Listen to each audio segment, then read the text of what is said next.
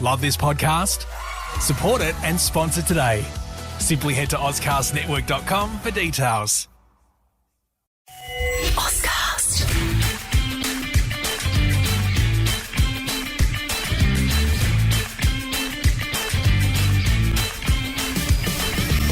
Hello, Nest listeners. Welcome to another episode. Drew Jones alongside me, Daniel Garb. And Drewy, I'm feeling pretty proud, mate. I know we're losing left, right and centre, but we're fighting it out. Like, I've felt like there's 100-point hammerings coming the last couple of weeks, and we're just hanging in there. And we're making it respectable, which at this stage, with our injury list, I don't think there's anything to be sneezed at. G'day, Garby. I'm absolutely with you. I've had grave fears for us at times over the last couple of weeks. And yeah, when Geelong went on that run of 12 in a row or whatever it was, I was sitting at Adelaide Oval thinking I might need a bit of a stiffer drink to get through the second half. But yeah, the players have handled themselves really well. It feels like they've knuckled down and played their roles as perfectly as they could in the situation.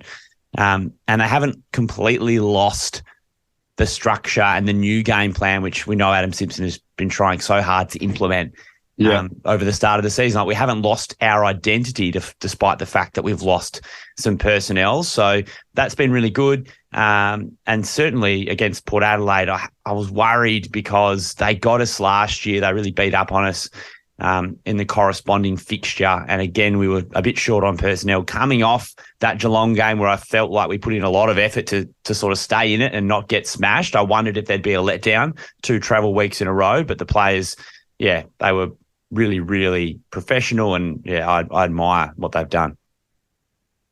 So it's pretty important, I think, the fact that we haven't been smashed, because when you look at the coach Adam Simpson, and it's important in that context, like, if we'd been, even with our injury list, if we'd been blown out of the water, which was certainly possible over the last 2 weeks and in maybe a couple of other games this season, by 100 points back-to-back, which is not inconceivable when you look at the players we have available and the opponents we came up against, then you'd be sitting here going, is Adam Simpson going to go? Yes, I know he signed the new contract, but the whole narrative would be, it's clear that the players aren't playing for him.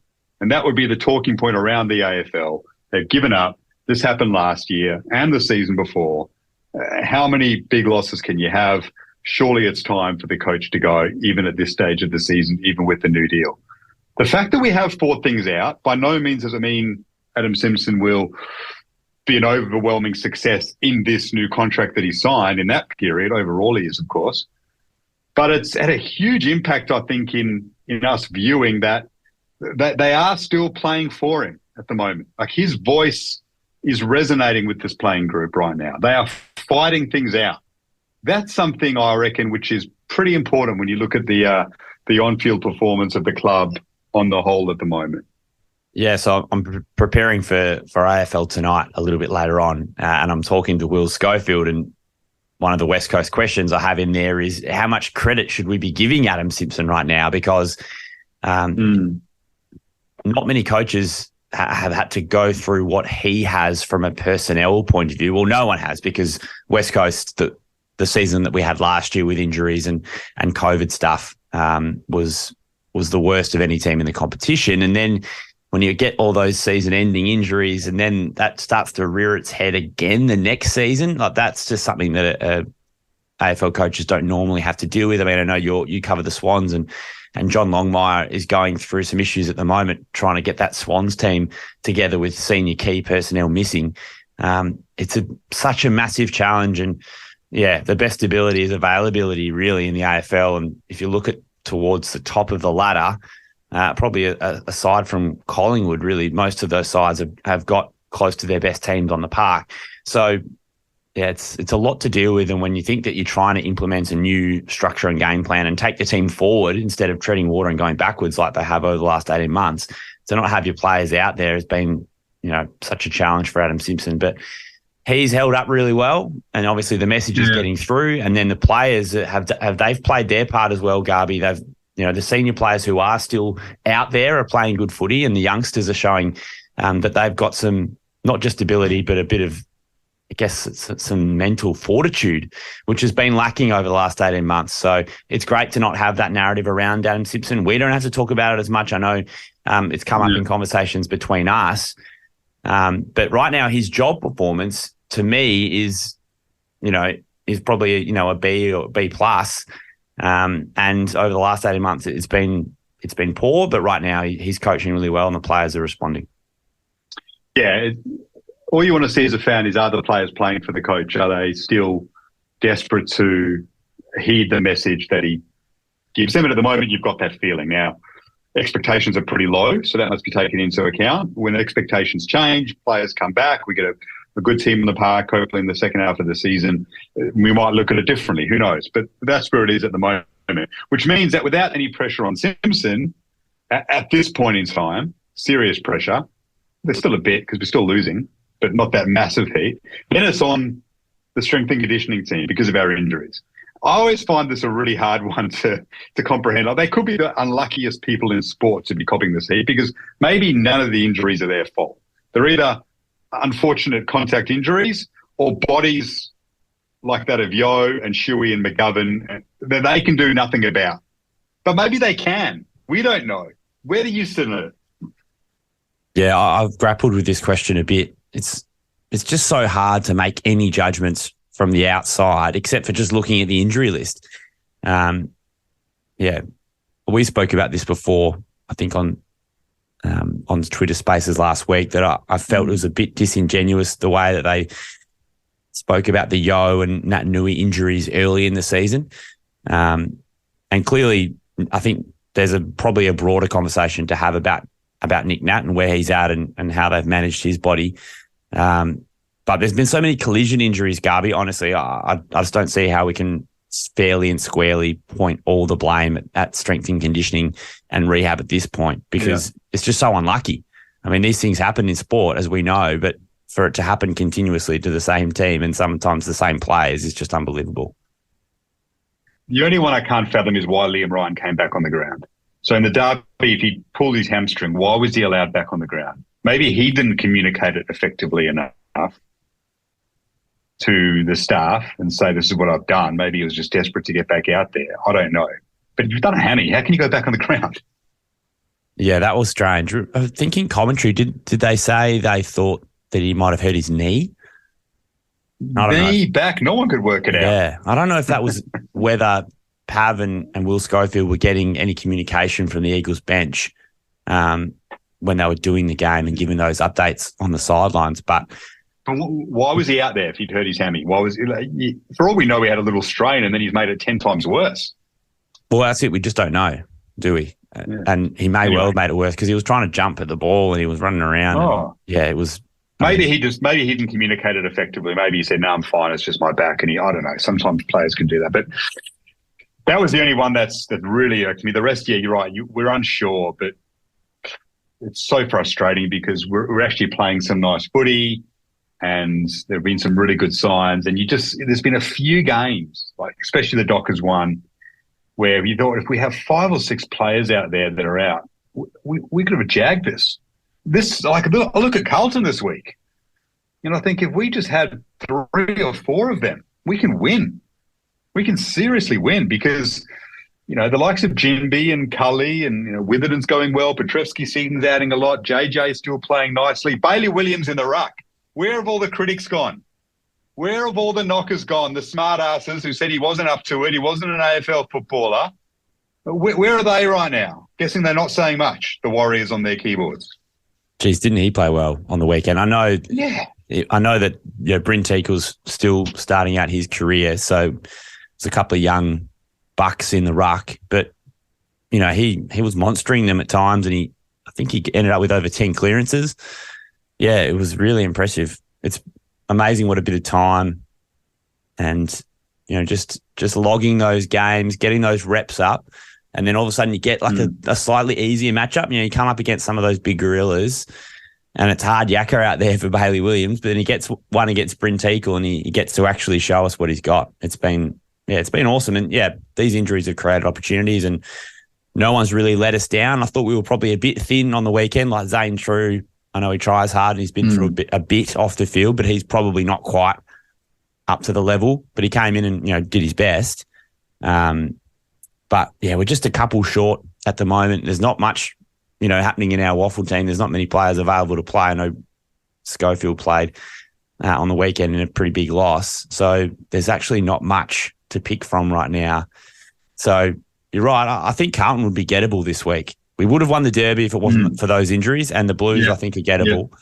But we probably won't quite have the numbers you wouldn't think. Yeah, that's the issue. Just a bit of midfield depth. We've got players who can play on Mackay and Curnow as good as they are, but it's just, do we have enough players to win enough ball to slow it down going into the forward line over the course of 4 quarters? That's probably the issue with Walsh and Cripps and Kennedy and Hewitt when, Kelly's fighting with Jinby and Cully and Gaffey's trying his best. He's going nicely. That's been one of the pleasing parts of the season, that he's finding a way to contribute, which he wasn't doing for a couple of years. He's finding a way to give us something, which is great. It's going to be very difficult. But Jai Cully was a big performer on the weekend. And that's the player I thought we were getting, Drewy. Someone who not only can play in midfield and tackle, but go forward and kick goals. That's what we saw in the highlights reel when we took him in the mid-season draft. I thought we were getting a half-forward midfield hybrid with a good eye for goal, and he showed that on the weekend with 4. How exciting was that to have Jai Cully jumping out of the box and giving us something that we've craved for a while, this midfielder that can go forward and kick goals and be creative and explosive. And, he's got a bit of swagger about him and he's just got something about him which I really love. And thank God, every team overlooked him at the national draft so we could pick him up basically for free.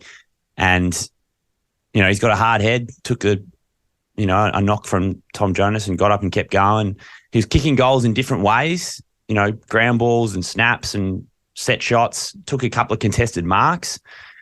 And he's still, is he even 20 yet? He's still a very young boy. I think he's got something about him. Yeah, that was really exciting. And Oscar, let's talk about Oscar Allen, because he missed a full year of football and he hasn't skipped a beat. He is playing seriously well. And when you consider, how up against it we are, for him to be doing what he's doing, it's been great. And, he's had plenty of praise in his career, so that's all right. He doesn't need it right now, but he's flying under the radar beautifully and going about his business. And that probably works for him at the moment, because he has been pumped up a fair bit. And when we do get those players back and a bit of service, if he can stay fit, wow, we've got a target up forward. Well, that's what I've absolutely loved from Oscar Allen this season, Garby, is that the supply outside of probably the Giants game, and I guess round 1 because we did have our players playing, he hasn't had, the first choice slate of midfielders and half-forward flankers delivering him the ball. So he's actually making a lot of sometimes, dirty entries or, limited opportunities.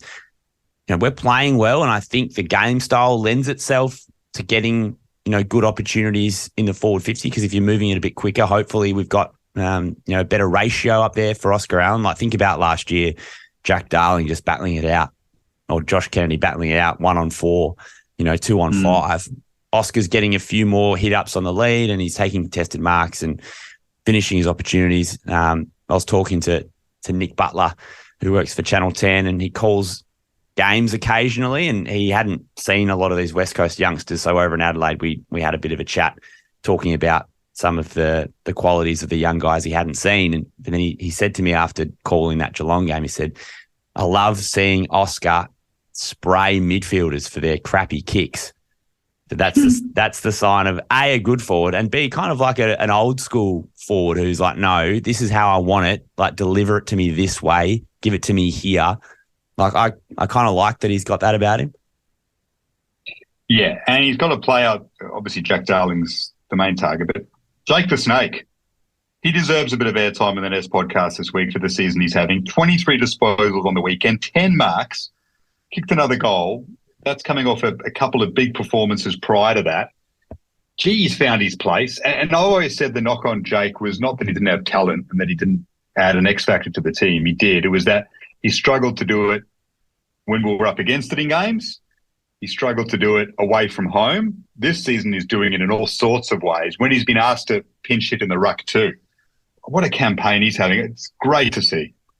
Yeah, it just feels like he's properly arrived as a West Coast player. Like we've seen fits and starts from Jake. He's had some big performances, a lot of them at home, kick bags of goals, but there's a lot of substance to what he's doing at the moment. It's not just finishing off the good work of those ahead of him or taking advantage of, Jack Darling and Josh Kennedy being in that forward 50 and him being the third, fourth banana. Yeah, he's playing such a key role for us, giving us good chop-out minutes in the ruck, getting the ball around the ground. I think him actually being around the ball and being a ruckman, and, we do see it around the league with the undersized ruckman. They can really make their presence felt, contributing in other ways during play, not just at stoppage. And, yeah, he's been so impressive. I'm just so happy for him, and I get a lot of joy when watching Eagles games at the moment and seeing him play well, because it just feels like sometimes he just hasn't had a run at it just due to lack of opportunity or injury or just bits and bobs not falling his way. But at the moment, he's one of our first pick, I reckon. He's been a real success story so far this season.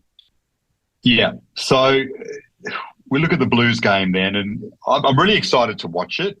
Like, I'm not going in with expectations of a win, but I'm just looking forward to watching the game, because you look at our last three games: Melbourne, Geelong away or neutral ground, and then Port away. Like, three really tough assignments.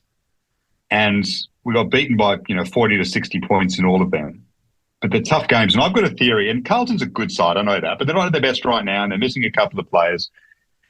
I've got a theory that when you play really good teams and then you come up against a team that's just maybe a level below, you're so well conditioned from playing the quality sides that you're in a good zone. And you almost get a bit of a surprise that you're up against someone who's not as dominant, and you're enjoying having the game on your own terms just that little bit more. And I reckon that might help us this week. Now, I can't see us winning, but I can see it being, a 4-goal affair, for example, and us giving them a real scare. And who knows, maybe if it is 2-3 goals late on, maybe we do jag something out of nothing. I think we're in for a really fun clash against them, and their supporters will be a little bit worried about it. They'll expect to win, and they'll reckon they'll get the job done, but there'll be a bit of trepidation.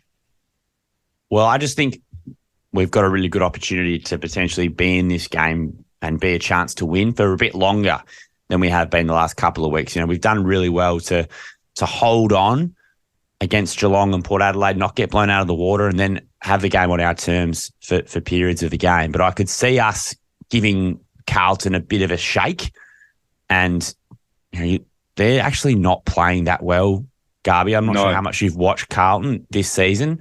I reckon, and they might have even come out of the first 3 or 4 weeks with a bit of a false dawn, and the last 2 weeks have definitely been a reality check for them. So it feels like we're getting them at not a bad time. And I'm just fascinated by their midfield against St Kilda on the weekend. Obviously, the Saints and Ross are happy to just give up those sort of meaningless possessions, but all of their prime movers had like 35 plus. I just want, would that weight of numbers feels like they've got a deep midfield. Ours is a bit thin because of injury. Like, would that be a problem for us if their midfield are going to get a stack of the footy? Yeah, their issue, from my point of view, watching them right now, is they can get numbers, they can win it, they don't hurt you. A lot of their hurt comes through Doherty and Saad and that run-off half-back. And then, of course, the two superstar forwards, Curnow and Mackay. So that's where a lot of their punish comes. Unless Walsh is up and going, Cripps can obviously hurt you as well, but he's more of an inside ball winner, and then he goes forward for a couple. Walsh at his best can hurt you, but he's not there yet because he missed all of pre-season. So he's getting the ball, but he's not quite dominating games yet. The likes of Hewitt and Kennedy, they're grunt players and decent ones. But if Stard misses again and Doherty's out, their damage goes down a little bit. Obviously, with the amount of ball they win, you get it into Mackay and Curnow, it's going to be very difficult for us. But I just think if we can just find a way again, it's going to be tough with our numbers to match them inside in the contest, then we can stay in the game for large periods. And the matchup for Curnow and Mackay is very important. Obviously, Tommy B takes one of them. Shannon Hearn's back, but they're big boys. They're beasts. I don't know who takes the other one. Perhaps Rhett Bazzo has to come in this week, Drewy, and play a role, because it's not the kind of player. It's not like Jeremy Cameron where you can play a Rotham on them or whatever and hope that they can just run with them because they're just massive. They're so tall, right? You can't actually get up there and spoil the ball because they're so big. So it's a tricky matchup for us. It demands, obviously, McGovern if he was fit, or Edwards or Bazzo, I think. And maybe it is the week for Bazzo to come in and just ask him to stand on one of them and get some chop outs. Yeah, it probably worked in our favour that Port Adelaide, I think Marshall got injured early and then they didn't have... Dixon wasn't playing. Yeah, no Dixon. So Ollie Lord looks like he's going to be a good player, but obviously a first gamer.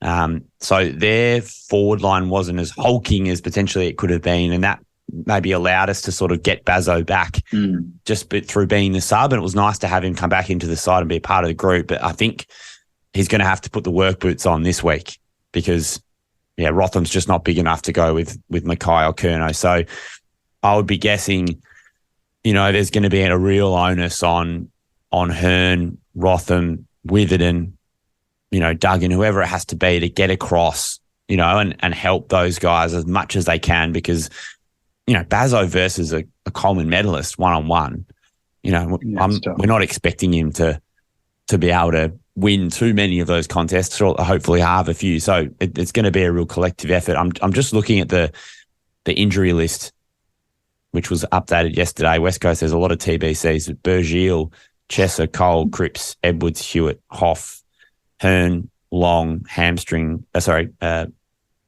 Noah Long with a hamstring. Jeremy McGovern, Nick Natanui, Ryan Sheed, Shuey, Williams, Winder, Yo. So we don't know about Shuey's ankle, but such a shame again that we lose him potentially this week, and we don't know how long for because his grunt would have been pretty handy against Cripps and Hewitt, Walsh, Kennedy. Those guys with their noses over the footy are pretty hard to shift. I'm hoping it's not too serious. As someone who's rolled their ankle plenty times before. Playing indoor soccer? Indoor soccer a lot, outdoor soccer, tennis, everything. Weak ankles. In fact, I can't even roll them anymore. There's no ligament there. Sometimes I go over it playing golf, if I've fallen in a pothole and I think it's done and then it's fine because I realise there's no ligament left to tear. So it's just but I'm hoping, considering he played on, that it's not too severe and that, it was a stinger and there's a bit of swelling there and a bit of a strain, but then maybe he only misses a week or even finds a way to recover. But if there's anything more severe, then obviously it's another big blow for him, which is a shame. If he does, a question without notice, if he is ruled out for a while again, if there's a syndesmosis or a fracture or something like that, or he needs some surgery or whatever, should he come out then and there and just say, I'm handing over the captaincy? Someone else has to be the captain of this club. It's getting a bit silly now. Is there a need for him to do that from from a club point of view? I think so a little bit. Yeah, as a fan, I'd be I get it. It doesn't make a difference. Tom Barrass is captain in game day anyway, but it doesn't mean you're going to retire. But the captain of the club is important, and it's draining everyone. It's draining him more than anyone, of course. But as supporters, it's captain's out again, and just focus on getting right and maybe just make that announcement and say, Tommy Barrass is captain. I'm giving it up. I've got to focus on my body, and the club doesn't need this constant distraction and talk. I don't have that long to go anyway. I'm probably not going to be captain next season, so may as well do it now if he's out for a while and focus on getting fit and playing. It is an unusual situation. Can you remember a team whose captain has been out so often injured?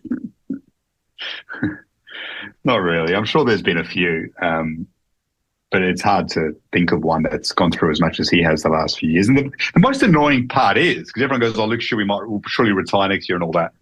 The most annoying part is that he's still playing damn well when he plays. He doesn't look like he's lost much in terms of his pace, right? Usually when guys get to this career and you talk about them retiring, you're like, yeah, they're on their last legs. He's still dominating games when he is fit. I still think he's a really, really good AFL player, and he doesn't really ever play bad games. Can you honestly remember Luke Shuey putting in a stinker any time that he's played a full game? Sometimes he only plays three quarters and he's nearly best on ground. He's still got the zip. That's the amazing part. And maybe missing so much footy has helped his body a little bit as well in terms of knocks and that. It's just the soft tissues that have taken this toll. But anyway, I wouldn't be rushing. digress. I wouldn't be rushing to retire Luke Shuey. No, I'm not. I'm certainly no. I'm certainly not up. saying. I'm not saying you are. I'm saying people are just like, oh, move him on. It's over. You know, blah blah blah. I'm not walking him out the back door. No. But I do wonder if the captaincy, it's time to him, just so he can focus fully on his body and not have those distractions and all that comes with it, and all the meetings you have to go to and all the players you have to think about. And, you know, you can just say, someone else do it and I'll just focus on my body and playing. You know, it's getting to that point if he has another long-term injury. Yeah, I don't disagree with you. I just think this could have happened in the off-season, right? He didn't have to be captain again. But there just must be something that, you know, we're not privy to all these conversations that Adam Simpson and Luke Shuey have, and the board and whoever else, you know, ticks off on all this. They must absolutely love him, and I assume he must be a fantastic captain because, you know, it just made so much sense for him to probably hand it over to Tommy B. So, yeah, anyway, interesting. Yeah. So I think we can give the Blues a scare going back to the game, and I'm really excited for it. And yeah, I think a lot of their quality comes from their run through those two halfbacks, Doherty and Saar. Like, it's a big part of their game plan. And that's why they brought Zach Williams in as well. All three of them are out at the moment. Saad may come back. Friday night may be too soon for him with a little hammy. So Saturday night, sorry. Yeah, you don't know. It might just... They might have some doubts. They haven't. You look at their run of games recently, Drew. I mean, they've been far from convincing Carlton. So they beat Geelong when they were in pre-season mode. They snuck past the Giants with a lucky decision late. They only beat North Melbourne by 4 goals. They got beaten easily by Adelaide and lost by 4 goals to St Kilda on the weekend. There is nothing there that scares you in their last 5 weeks. Yeah, that Geelong win was probably, in my mind, what sort of flipped. I was like, okay, Carlton, they're probably a top 8 team this year. You know, they've just knocked off the reigning premiers. Got out of jail a bit against Richmond with a draw. Probably at that point, I was thinking, all right, maybe they are on. But since then, they haven't been great. So, as you've suggested by those recent run of results, they were blown off the park by Adelaide. St Kilda had their number last week for sure. I can see us getting some good looks and really taking it up to them. If we can control the two big boys, you never know. So what changes, apart from Hearn and maybe Bazzo, do you see this week? Is there anything else we can do, or are we just completely hands tied behind the back kind of stuff? Well, I'm just looking at who's a test this week. Shanahan test, Noah Long test. So I wouldn't object to having Noah Long back in the team. Certainly not. I think they're the only two. And then, I mean, we're assuming that Shuey's not playing. He's TBC. I would guess TBC means it's sort of weeks, but just how many. So that's it, I think. Like, they're not going to bring Jamison in. Bailey Williams is going so well. And then I think you've got to sort of pull the trigger on Bazzo, and then potentially Noah Long finds a spot in there somewhere. That's about it, really. Yeah, let's hope Samo Petrevski-Seton has a good game against his old club. He's in some decent form, liking what he's doing. And Petch gave us a bit, so he came in and contributed. He's had a pretty good couple of weeks, so that's been good to see. Jinby's trucking along. He probably needs a rest, but we can't afford to give him one right now. So I'd like to see him match up against Cripps and just run with him. Good body size for it. He'll learn so much from that. He's just got to keep going, eh? Yeah, great opportunity for Jimby to play on Cripps this week. Maybe Xavier O'Neill. He didn't play last week, did he? He might get a look. He came on no, he did not play this week. No. He'd be the only other one, really. Yeah, it's looking a bit thin, but we'll give it a good crack. We certainly have the last few weeks. So I'm looking forward to it. Settle in on Saturday night with a coldie. And Tim Kelly's flying, 34 disposals again on the weekend. Great to see. So All-Australian they found a way squad, to get the best out of him. All-Australian squad member right now, I reckon, if you picked it. Yes, definitely. Probably just misses out on the team because we're not winning enough. But by the back end of the season, if he keeps this up, Never know. I mean, coaches' votes are a big thing. He's right up there. If you can keep jagging those, selectors will look at that and go, all right, yeah, maybe he should be, in the 22, considering the lack of support around him. That should surely come into the equation when you consider Tim Kelly and his prospects, but there's a lot of gun midfielders, of course. Nest Medal votes, we'll have them for you next week. We'll update them all, and please give us your feedback. And we enjoy the Twitter spaces too, but good to go back to the run-of-the-mill pod as well. Drewy, thanks, mate. Garby, appreciate your time as always. You're a busy man. I'm going to catch you next week. I'm going to lasso you. As are you. Mate, if we beat Carlton, I'll do 5 podcasts next week. Don't worry about that. I'm with you every day. Thanks, Garby.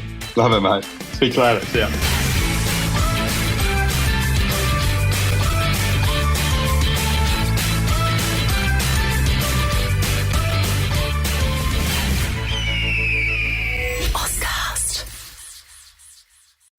Love this podcast?